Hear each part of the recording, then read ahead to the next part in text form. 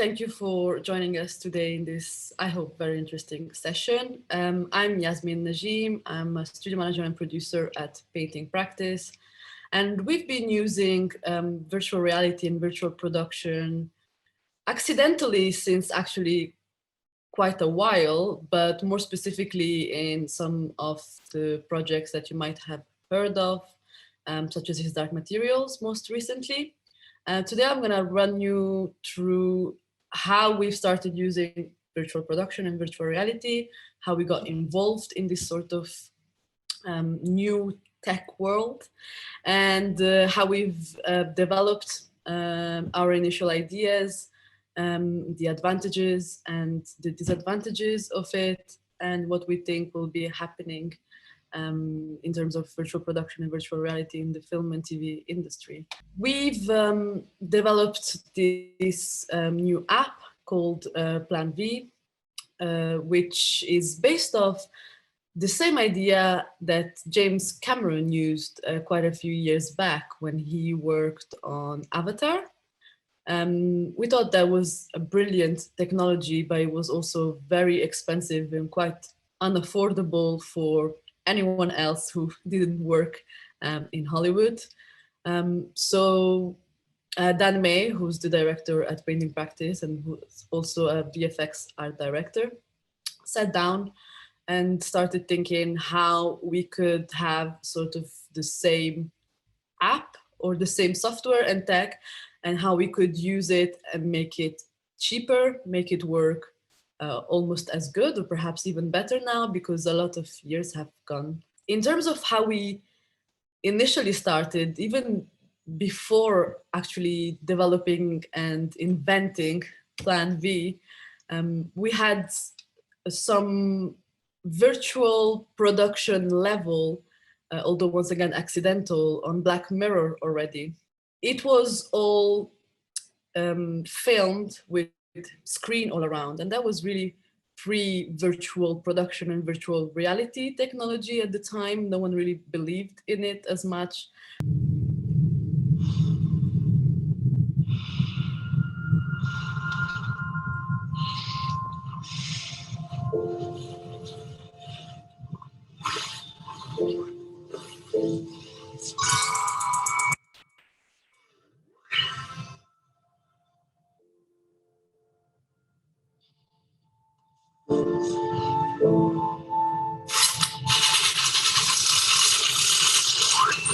On season 1 of His Dark Materials, we actually had the opportunity and the chance to start working on the actual app as we know it today, called Plan V. And you can see here there were different prototypes of what the app was, and even how the camera would present itself to the users. So at the start, we took a Oculus Rift, so a virtual reality set, and we sort of rigged it so that it would look like a camera that you can move around, put on your shoulder and move around, and you would look at the virtual reality set that we made. Is that we realized very fast that people would get quite uncomfortable or nauseous having a headset on their face, especially for long recce's. So we had to find a new way to be able to utilize this technology. And finally, we arrived at a level where we could use it directly on an iPad that you can hold in your hand and move around, and it would be able to show you the set live on the iPad and geographically while you move it around, you could see what the set could look like. And what the app does really is that it builds all of these worlds, the sets, the characters. You can add animation. You can build what you want your scene and world to look and feel like virtually before you go into filming it on set. Another set that we worked on with virtual reality and virtual production. The virtual production mindset and plan V was Trollisand. As you can see, it was just an empty quarry. So we had a drone go and scan the entire area. We brought the photogrammetry back and built in the app all of the village. And thanks to this, the builders of the set were able to exactly see what the village was supposed to look like, where the buildings were supposed to be, and print images that they put on the walls to facilitate the building of the entire set.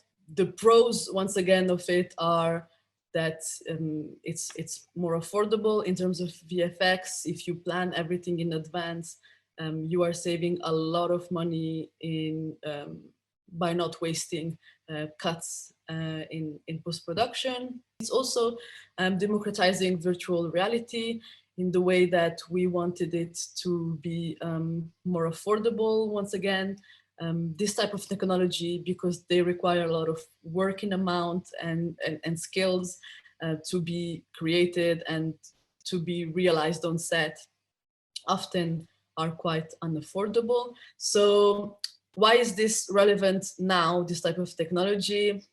Well, thanks to virtual reality production, we can work. We don't have to be in the same geographical space anymore.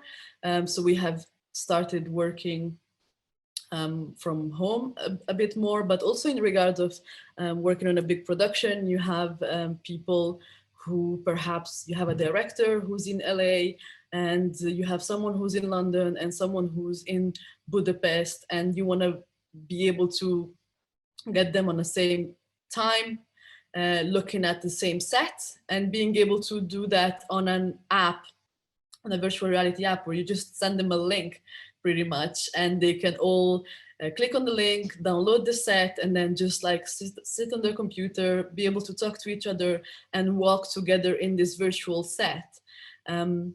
Is really something that is incredibly helpful, because there's so many instances in which meetings keep getting pushed because you can't get people to be in the room at the same time. Virtual production is definitely going to expand.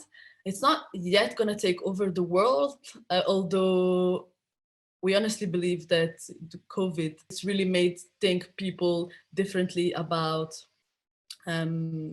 processes and how to do their job and their work. And the film industry and TV industry has been hit quite hard by sets having to close down. So virtual production has become more and more a viable option, a type of technology that can only, once again, improve year by year. And you can see on the trailer that I'm just going to show in a minute, a lot of Cittàgazze was pre-visualized, conceptualized, designed, thanks to the help of Plan V, for example. So it's really exciting to see all the things that you can do really thanks to this technology. The world's changing. We've all sensed it. The prophecy is clear. Our duty is to protect the girl and the boy, wherever they are. Something happened in this world. There's something important that connects us to this place. People are going to be looking for us. We need to be careful. Witches have been conspiring against the Magisterium. We must take control of this new world. Find the child. She's in another world entirely.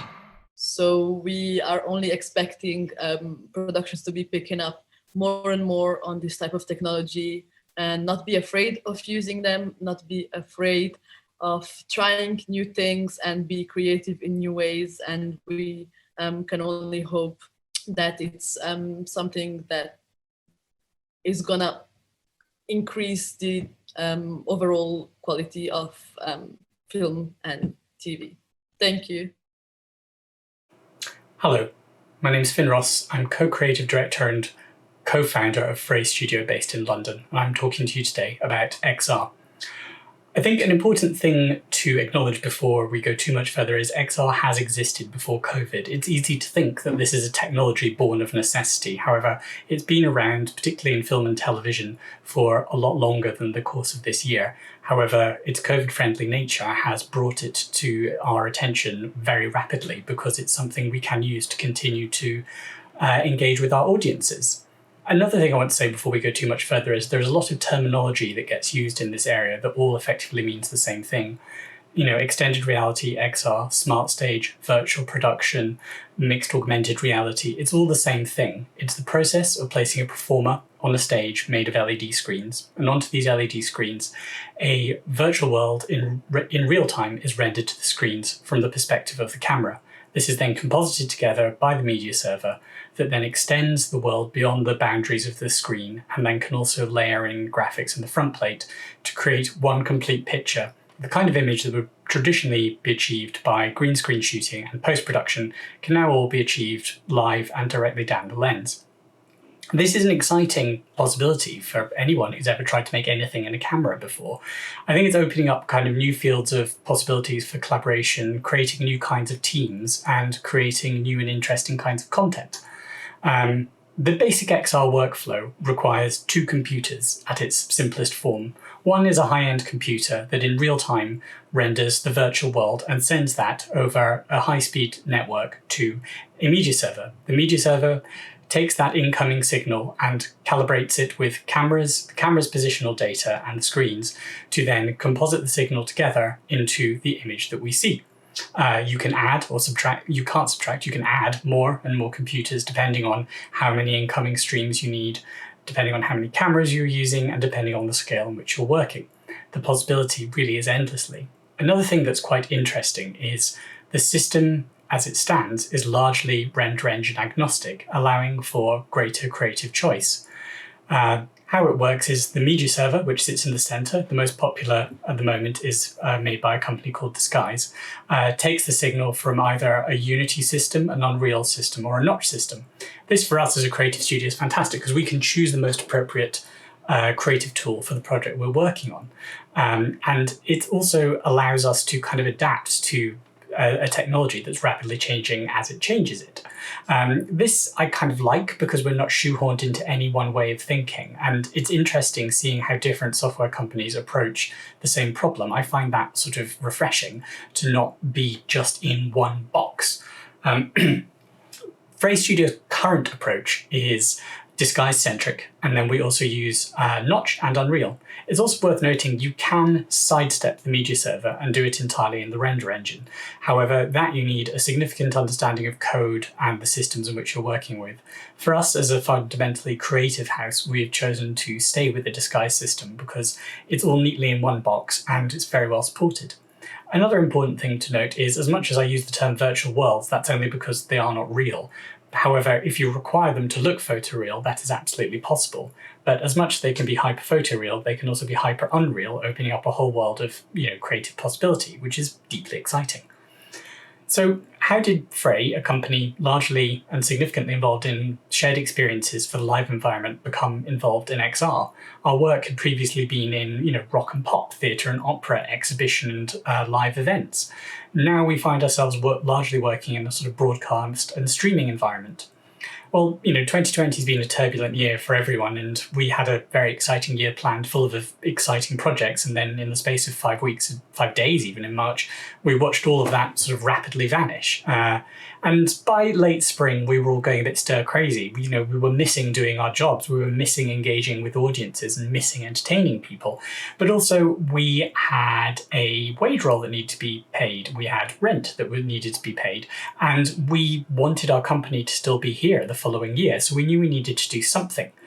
It was sort of a mixture of sort of necessity and then also one of those sort of blinding lights where you kind of go, oh, we can do this. Because we realized that we had Notch skills in-house, we had Unreal skills in-house, and we had significant 3D modeling and texturing skills in-house.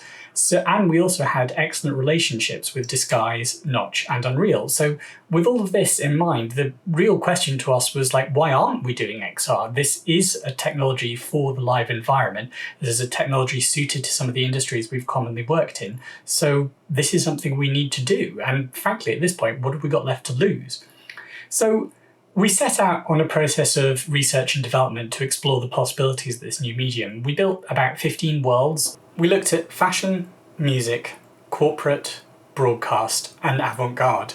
We thought all of these areas would be interesting for XR. So we built about 15 worlds in both Notch and Unreal to experiment with. We found time on Disguises, demo stage, and also with White Light to do some research and development so we could discover the traps we might fall into and then also find interesting creative quirks that we could exploit to, deliver the fun of the medium. This led us in sort of late August to sort of basically open up our shop to the world and say, we are here and this is something we do. So we spoke to our previous collaborators in the live arena and let them know that this was something we had to offer. Since that moment, we've completed 6 significant XR projects and have several more in the works. The sort of deep irony of me sitting here speaking to you now, wishing to share my work with you, is I actually can't, because most of these haven't been released yet, so I can't talk about them, and if they have been released, they're under strict embargo as to how we talk about them. So unfortunately, the best thing I can suggest is checking our website in about spring next year, to when hopefully we should be able to talk about these things. As we sit at the beginning of XR, I think it's interesting to sort of gaze forward and see where it might go, especially with the knowledge that a vaccine is around the corner and maybe in 12 to 18 months' time we will have live entertainment back again. So what does that mean for XR? I think, some people are very quick to kind of say this is the end of it, but I don't believe that to be true. I think in certain sectors like film and television, it will continue to be used because in the period of 2020, the skill base and technology base for it has increased rapidly. So there is every reason for its success to continue in those fields. But I also think live will find interesting ways to use it. As we've been sort of sat at home streaming and watching things that we previously would have gone in person to see, people have got very used to receiving their entertainment via, their phones, screens, televisions, computers, whatever. But I think that opens up an interesting possibility for how live experiences can be enhanced and augmented when they return. I think there is absolutely a world in which a theatre show, for example, could have a component you experience at home first, a component you experience on your way to the theatre, and then of course the crucial and important live component you experience at the theatre. This could apply to a concert or any other kind of live entertainment. And I think technologies like XR will be useful for how we kind of blend in and out of reality and how we kind of deepen and enrich the experience for audiences, which kind of brings me to kind of like my dream for XR, or the thing that I would really like to do, which I have not felt has been done yet, is, true blue sky creative workshopping in this area and with this technology. Currently, turnaround times are so tight because no one will commission anything until it's almost due, that there is no freedom for creative experimentation at the moment. And what I would love to do is sort of get some avant-garde theatre maker friends and some choreographers together for a couple of weeks to do a kind of workshop to really see like where we could push this, to expand the creative boundaries of this medium, to unlock it for everyone and hopefully allow it to have a kind of long and fruitful and creative future. With that, I thank you for your time and for listening to me today, and I hope this has been some interest to you. Thank you. Hi everyone, I'm Haz Dalal and I'm a filmmaker.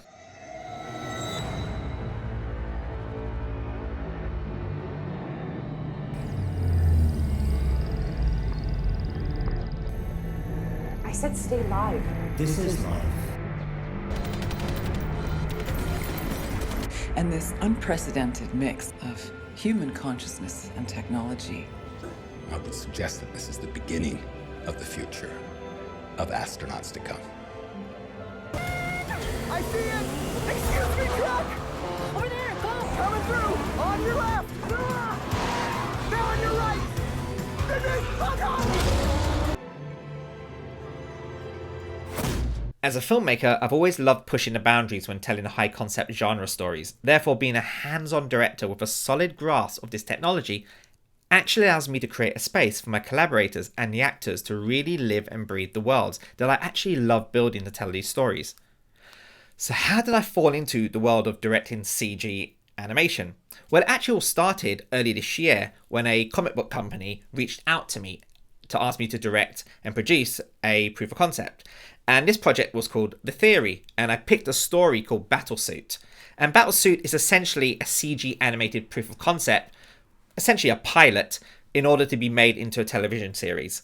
And that was my first time, me and my team, really diving into creating CG animation using the Unreal Engine. So here's a clip of Battlesuit.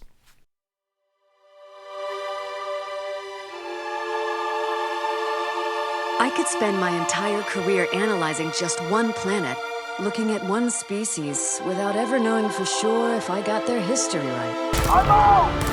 Watch your back! My leg! My leg!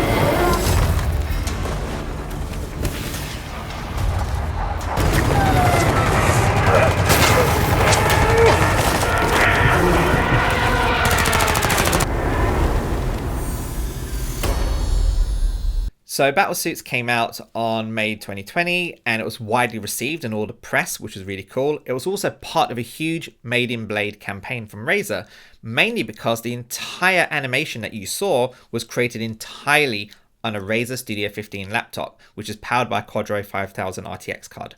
And it was all done here in this room. And it was quite groundbreaking because, you know, it was just a small team of like 3 people, including myself, that put that all together. So we were now in a position where we had doors open for us, and especially for me as a filmmaker, to actually dive into directing and producing animated films. And very soon we started to look for our next project, Mutant Year Zero, which is a CG animated feature film in production, which is what I'm here today talking to you about. Now, this production was done during the lockdown, as for obvious reasons for COVID, we've all had to work from home. So pretty much most of the film was actually put together here in my humble home and studio in London. So firstly, check out 60 seconds of Mutant Year Zero. The Ark is humanity's last outpost, with the guidance of our leader, the Elder. He relies on stalkers, adventurers who leave the Ark, explore the zone, and scavenge for precious resources. Stalkers have to be more than human. That's me, Mr. More Than Human, aka a mutant. Our mission, he says, is a man, and that man is Hammond. Sign us up for a suicide mission, Mr. Elder. This is insane. The fate of the Ark depends on it. You get to die. I have to live for all eternity. Oh, fantastic. Yeah! Seriously?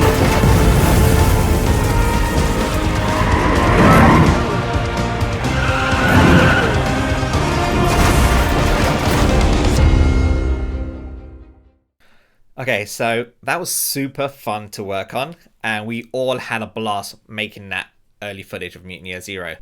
When we started this project, version 4.25 of Unreal Engine was released, and there was a ton of new features in there. Plus, also, I upgraded to using an NVIDIA Quadro RTX 6000 graphics card inside an eGPU chassis unit, as opposed to what we did on Battlesuit, which was I used a Quadro RTX 5000 in my laptop. Hence the speed with everything on lit mode. That allowed us to create even bigger and complex sets with lots of effects and animated characters and assets live in real time, whilst I was able to explore around the environments to find my shots. As you can see, I'm still using the same technique with motion mixing animation in the sequencer just to get the performance I want with the characters. Now, action's a big trademark of mine in all of my projects, and Mutant Year Zero is going to push action much further. I wanted to take that single one camera take concept, you know, the ones that you see in movies like Gravity or 1917, and push it to some insane heights to elevate the edge of the seat thrills. Now, this particular camera move was actually a last minute thought I had when I was moving the camera around to frame up the action. I think I must have accidentally keyframed one of the positions too low on the ground, so when I was scrubbing back and forth, I noticed it and thought, actually, that's a cool shot. So again, thanks to the power of real time, I'm able to find these accident moments and just turn them into cool ideas. Then to really push it, I timed each vehicle action like a dance, so the choreography was all managed inside Unreal Engine Sequencer, and the action shot became this 570 frame single take action, where I was able to tweak each element on the fly, from the car spinning to the spaceship zipping by to the characters sliding across the road to the explosions. I was doing all of this as I was scrubbing through the scene, again not waiting for any processing or rendering to be done. In this project, I utilised ray tracing not just to create a cool cinematic look, but also for direction and story purposes. So let's look at this real-time shot, for example. You can see that I'm using it to reveal the aftermath of a chaos that's just happened as we move across the street towards the water puddle, just to build up anticipation with a reveal via the reflection, before panning up to ultimately show the audience there's literally hundreds of these killer drones. One of the things we did in this project, in order to push it to another level with quality and production value, was adding real physics to the objects. So things like wind causing a newspaper page to move as we provide plot points to the story for the audience makes the scene feel more alive. The same thing with the character's cloak, which creates this sense of mystery about him, but also elevates the cinematic nature of the scene. It's one of those things, like if you don't have the physics cloak, then the scene feels a little flat and dead. But with this, it feels right and kind of provides this high level nature to the animation. We knew we had to take our human character side of things to another level when you compare it to the last project Battlesuit. So for the creation of the character Selma, we turned to Reallusion Software Character Creator Free and iClone to build the character, rig it, and animate it before integrating it directly into the Unreal Engine scenes, where I could then just take it further with the animation. The most impressive thing about the Reallusion character workflow is that it's extremely fast to prototype your character concepts with high quality results, utilizing the digital human skin and eye shaders, and along with dynamic hair and clothes. And for someone like me that isn't very technical or had the ability to actually create human characters from scratch, this is a great addition to that kit bashing workflow that we've been doing so far. Oh, and did I mention that action's a big thing in my filmmaking? So naturally, we had to have bigger explosions, and this time we use Unreal Engine's Niagara system to allow us to have better control on the way the particles look for things like explosions and smoke, to give them more of a volumetric feel than we had before. We also utilised physics with debris from the explosion too, again all in real time with Niagara's control system, which Andrea actually set up in a way that allowed me to have control to tweak the parameters as I see fit by adjusting the values and sliders. Now we have to remember, guys, that this is all final pixels, meaning there's no compositing done on any of these shots. Now, Unreal Engine's 4.25 improved the way we render out the final pixel shots, and instead of capturing them like we did in Battlesuits, we now had a dedicated movie pipeline renderer that allows us to just not only batch queue render all of my shots, which is a really great feature, but it also allows us to render out EXRs, high resolution formats like 4K and more, and crank up the anti-aliasing and samples to allow for a more crisp cinematic final pixel render. So I guess that's the end of my presentation, and I'm hoping that I've inspired somehow, or you guys have taken nuggets of information that would be inspiration for you guys and motivate you guys to go off and make your own content. Because here's the thing, like I've mentioned throughout this presentation, we're in a really interesting time. This is real-time technology in the grasp of our hands, and it's free to download. You can download Unreal Engine for free. You could pretty much do all the stuff you have at home. You can start making really cool content, and that's very exciting. As you saw in my presentation, I'm very hands-on in all of the aspects. I'm animating cameras and so on. That's all education that I learned just by watching YouTube and the tutorials and just trying things out. So not only am I excited from a filmmaker's point of view of the fact that I can tell these stories and in a democratized animation way, but most importantly, other filmmakers out there now that were quite afraid to do animation can now look at Unreal Engine, look at the tech and say, hey, we could do this too. So I'm excited about the new stories that are going to be coming out, the new brave and bold ideas that were usually pretty crazy to read on the script and pretty much unfilmable. You can now do it using Unreal Engine, using real-time animation to create this cinematic level quality of content. So Yeah, so now I guess it's a Q&A time where you get to ask me a bunch of questions and I'll be more than happy to answer them.